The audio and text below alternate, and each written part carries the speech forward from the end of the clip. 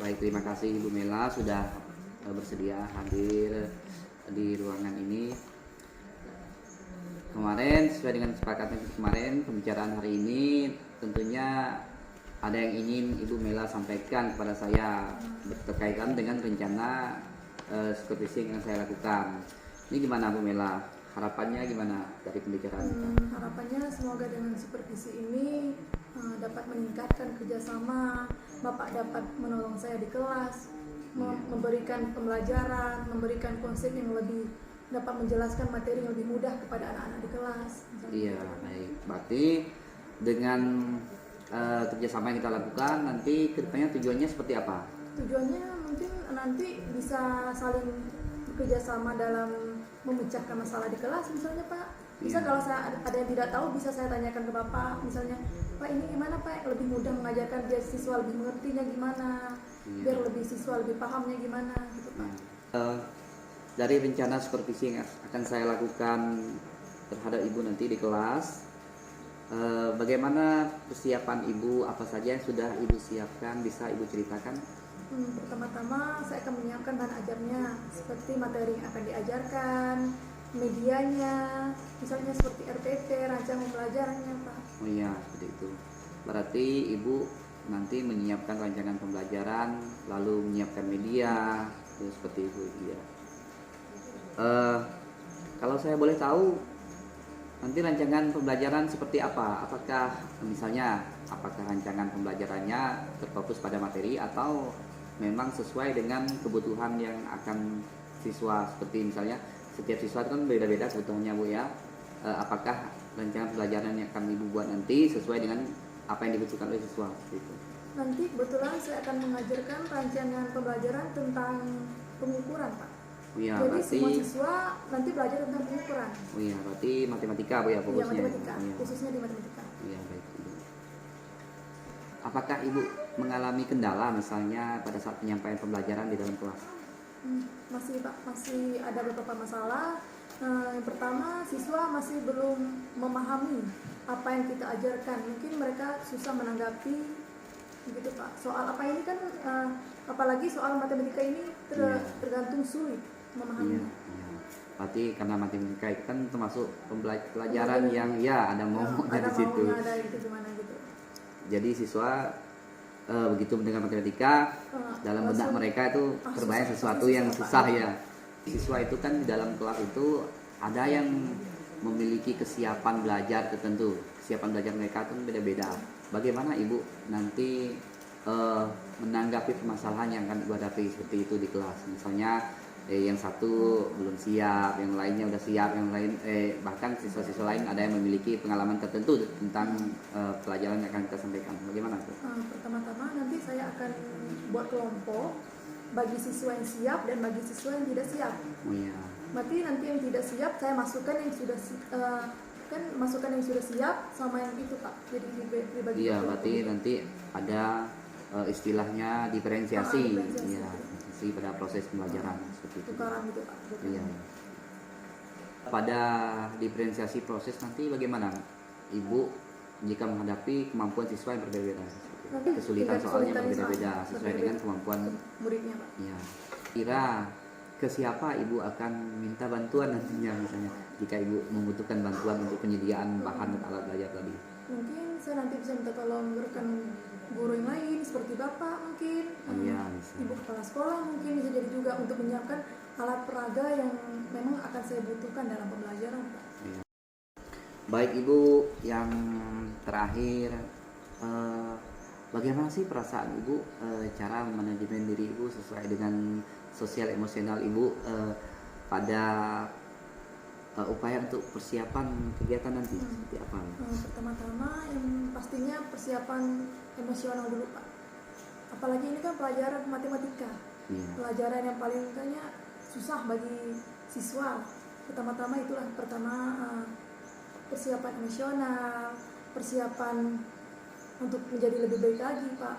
Jadi kesimpulan ini saya berharap semoga apa yang nanti saya rencanakan, apa yang nanti saya harapkan akan terwujudkan nanti Pak. Iya, baik Ibu. Berarti semoga pada saat eksekusi nanti semuanya akan berjalan dengan lancar. Jadi baik, seperti itu saja pembicaraan kita pada hari ini. Terima kasih Ibu sudah berbicara dengan saya. Nanti setelah selesai kegiatan observasi nanti kita juga akan berbincang-bincang lagi Ibu ya. Ini Ibu siapnya kapan kegiatan? Besok mungkin Pak. Besok. Oke, baik. Jika Ibu siap besok, berarti kita sampai ketemu di kelas besok ya Ibu ya, di pelajaran yang kita sampaikan. Terima kasih Bu ya. Assalamualaikum warahmatullahi wabarakatuh. Waalaikumsalam warahmatullahi wabarakatuh.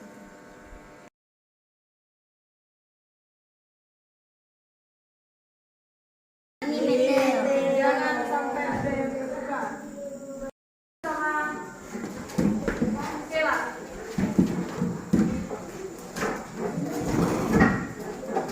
Dan video sendiri.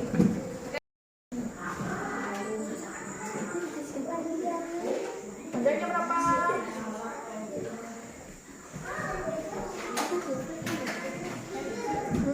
Balik nih. Dari ininya. Mengukurnya dari 0 atau dari 1? 0. Dijajarkan angka 0-nya. Ini berapa sentimeter?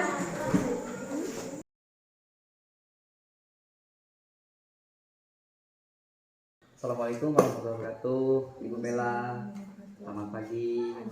Apa kabarnya Bu Mela? Alhamdulillah baik. Baik Bu Mela, menindaklanjuti kegiatan coaching yang pernah kita lakukan dalam rangka observasi di kelas.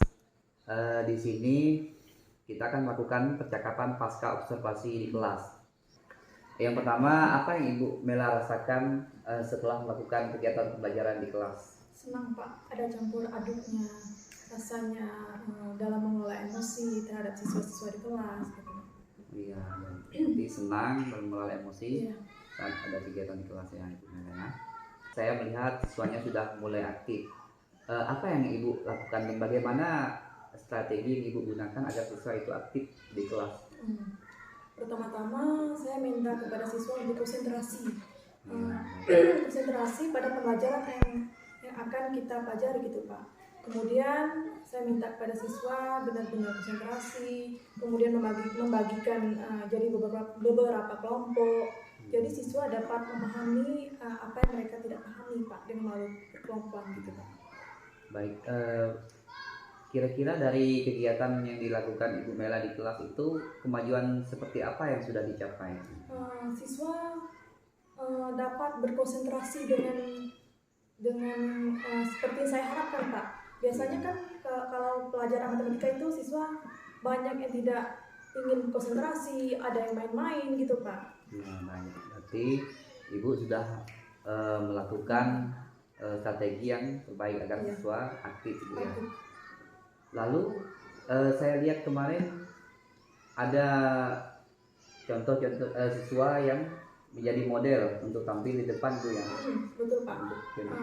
Kan nanti kan kemarin saya meminta beberapa siswa untuk memperagakan soal pengukuran yang mana milimeternya, yang mana sentimeternya, agar siswa yang lainnya tidak bisa atau tidak mengerti yang mana garis menunjukkan sentimeter, garis menunjukkan milimeter dapat mengerti dari pertunjukan atau diperagakan dari siswa yang lainnya Pak. Iya baik Ibu. Berarti Ibu kemarin menggunakan media seperti apa itu ya? Media Penggaris Pak. Ya, Pertama penggaris, alat untuk mengukurnya, kemudian bahan lainnya seperti pensil. Ya baik, baik sekali Bu ya, karena sudah menggunakan media yang ada di sekitar siswa ya.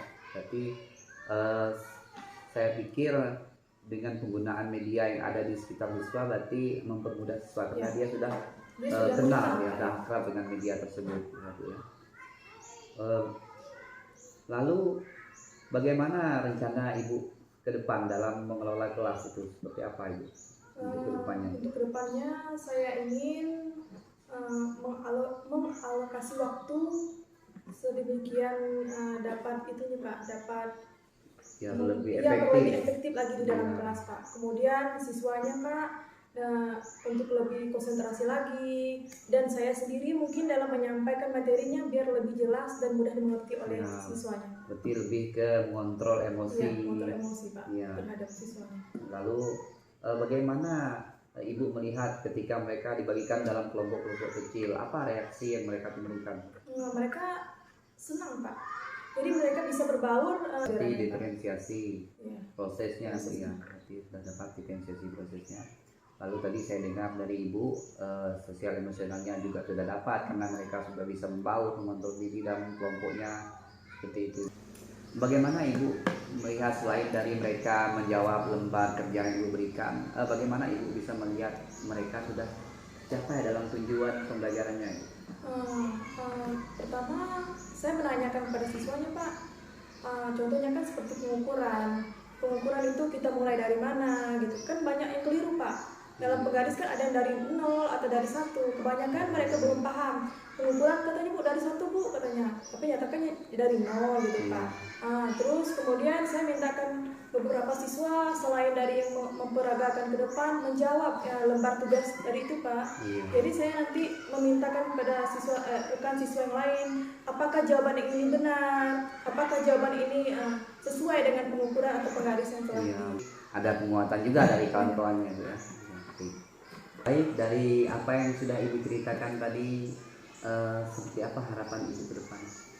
Saya berharap dengan Bapak yang sudah saya melakukan supervisi ini, saya lebih mampu menjelaskan materi dengan sebaik mungkin, yang sesuai dengan RPP yang saya buat, sesuai dengan mungkin dari bantuan Bapak, ajaran Bapak, biar saya bisa menyampaikan materi ini mudah dimengerti oleh siswa Pak. Ya, baik. Ibu, saya kira demikian percakapan kita yang merupakan percakapan pasca observasi. Terima kasih atas kesediaan Ibu sudah bersedia membagikan pengalaman pada kegiatan kemarin. Terima kasih Ibu, selamat siang. Iya, sama-sama, bisa juga.